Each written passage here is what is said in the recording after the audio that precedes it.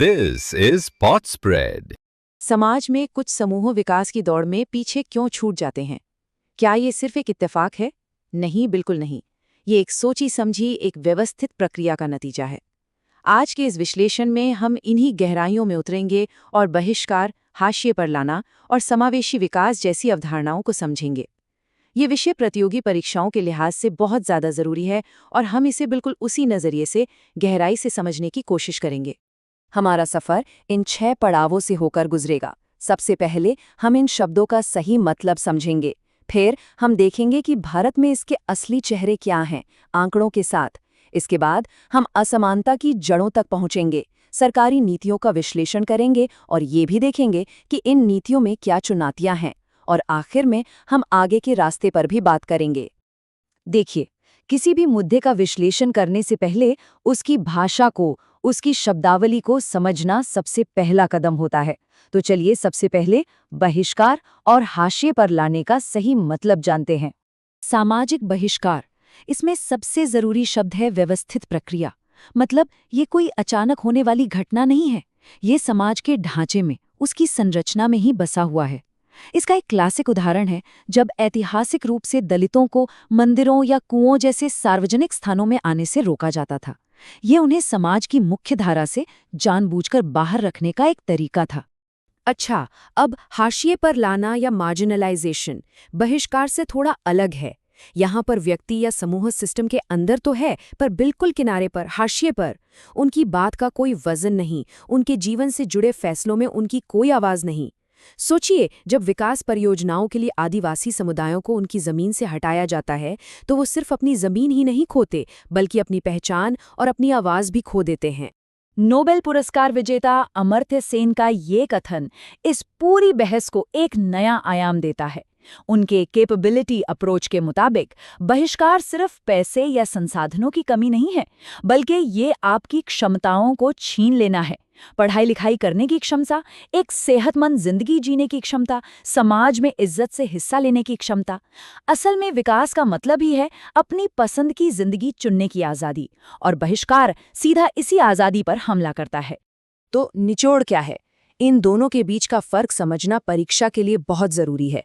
बहिष्कार का मतलब है एंट्री ही बंद है, और हाशिए पर लाने का मतलब है अंदर तो हो, पर कोने में खड़े रहो और चुप रहो।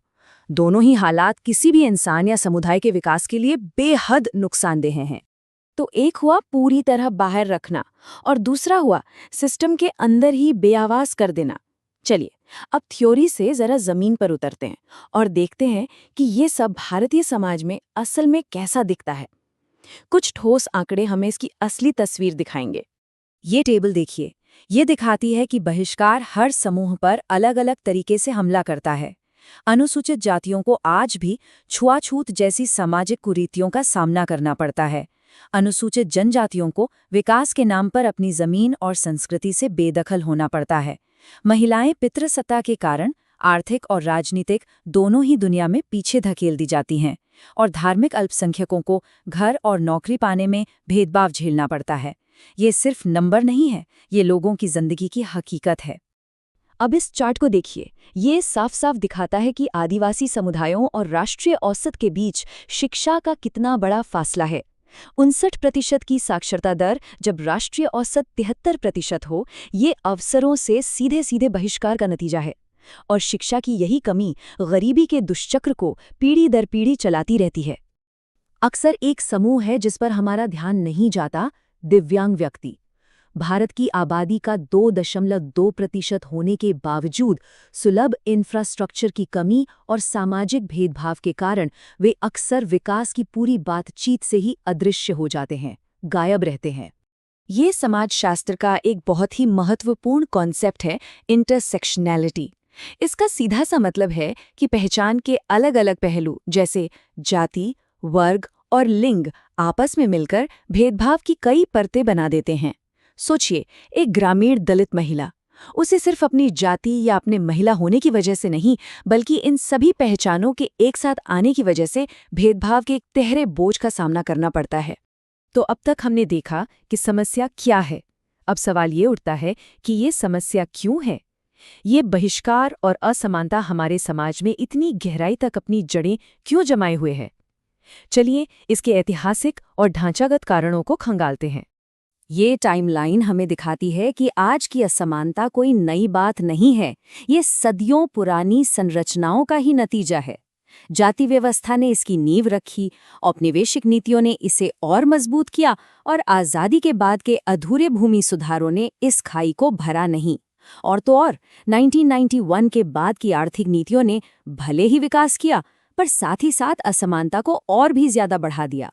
Doctor B.R. अम्बेडकर की ये बात, जिसे ग्रेडेड इनइक्वालिटी या श्रेणीबद्ध असमानता कहते हैं, भारतीय जाति व्यवस्था को समझने के लिए मौलिक है। उनका कहना था कि जाति व्यवस्था सिर्फ काम नहीं बांटती, ये काम करने वालों को ही ऊंच नीच के खांचों में बांट देती है, और ये एक ऐसी व्यवस्था है जो सामाजिक एकता को पनपने ही नहीं देती। तो जब समस्या इतनी गहरी और ऐतिहासिक है, तो इसका जवाब क्या है? सरकार की तरफ से इसका जवाब है समावेशी विकास की अवधारणा। चलिए अब देखते हैं कि इस बहिष्कार से लड़ने के लिए कौन-कौन सी नीतियां अपनाई गई हैं। समावेशी विकास का मतलब सिर्फ आर्थिक तरक्की नहीं है, ये उससे कहीं ज्यादा है। इसके ये 5 स्तंभ हैं। समता, यानी जिसे ज्यादा जरूरत है उसे ज्यादा मिले। भागीदारी, यानी लोगों की राय लेना। स्थिरता, यानी भविष्य की चिंता करना। सशक्तिकरण, यानी लोगों को काबिल बनाना। और सामाजिक न्याय, यानी जो ऐतिहासिक गलतियां हुई हैं उन्हें सुधारना। सरकार ने इन सिद्धांतों को जमीन पर उतारने के लिए कई बड़े कार्यक्रम चलाए हैं, जैसे मनरेगा, जिसने गांवों में रोजगार की गारंटी दी, प्रधानमंत्री आवास योजना, जिसने लाखों लोगों को घर दिया, और राष्ट्रीय ग्रामीण आजीविका मिशन, जिसने स्वयं सहायता समूहों के जरिए करोड़ों महिलाओं को आर्थिक रूप से अपने पैरों पर खड़ा किया है। ये आंकड़े बताते हैं कि ये योजनाएं कितने बड़े पैमाने पर काम कर रही हैं। ये डोनर चार्ट बहुत दिलचस्प कहानी बताता है। ये दिखाता है कि मनरेगा जैसी योजनाओं का फायदा समाज के सबसे जरूरतमंद तबकों तक पहुंच रहा है। 53% लाभार्थी महिलाएं हैं और 40% SC/ST समुदाय से हैं। ये आंकड़ा बताता है कि यह योजना अपने समावेशी लक्ष्य को काफी हद तक पूरा कर रही है। कागज पर तो योजनाएं बहुत अच्छी लगती हैं, पर सवाल ये है कि क्या वे जमीन पर भी उतनी ही असरदार है? अब हम थोड़ा आलोचनात्मक नजरिया अपनाएंगे और इन नीतियों से जुड़ी चुनौतियों और उनकी समाजशास्त्रीय आलोचनाओं को देखेंगे। देखिए, अच्छी नीति और उसके अच्छे कार्यान्वयन में एक बड़ा फासला होता है। भ्रष्टाचार और लाल फीताशाही फायदों को जरूरतमंदों तक पहुंचने ही नहीं देते। गांवों में इंटरनेट की कमी ई-गवर्नेंस के रास्ते में रोड़ा है। और हाँ, आरक्षण जैसी नीतियों का अक्सर समाज के ताकतवर समूहों द्वारा विरोध भी किया जाता है। ये सब मिलकर अच्छी से अच्छी योजनाओं के असर को कम कर देते हैं। और अब सबसे बड़ा सवाल, सोचने वाली बात यह है कि क्या ये सारी योजनाएं उस बीमारी का इलाज कर रही हैं जिससे असमानता पैदा होती है, या ये सिर्फ बीमारी के लक्षणों जैसे गरीबी और बेरोजगारी पर मरहम लगा रही हैं? समाजशास्त्री मानते हैं कि इन नीतियों में 3 बड़ी कमियां हैं। पहली, ये कल्याणकारी हैं, मतलब ये सिर्फ राहत देती हैं लेकिन जमीन के बंटवारे जैसे असली मुद्दों को नहीं छूती। दूसरी, ये टॉप डाउन है, यानी दिल्ली में बैठकर बनाई जाती हैं और उनमें स्थानीय लोगों की कोई भागीदारी नहीं होती। और तीसरी, इनमें इंटरसेक्शनल ब्लाइंड स्पॉट हैं। ये उस तेहरे बोझ को नहीं समझ पाती जिसका सामना एक दलित, गरीब, ग्रामीण महिला करती है। तो इतनी सारी चुनौतियों और आलोचनाओं के बाद सवाल उठता है कि फिर आगे का रास्ता क्या है? एक ज्यादा न्यायपूर्ण और समावेशी समाज बनाने के लिए क्या किया जा सकता है? चलिए कुछ रणनीतियों पर नजर डालते हैं। इस पूरे विश्लेषण के अंत में ये एक बड़ा सवाल हमारे सामने खड़ा है। एक असली समावेशी भारत बनाने के लिए शुरुआत कहाँ से करें?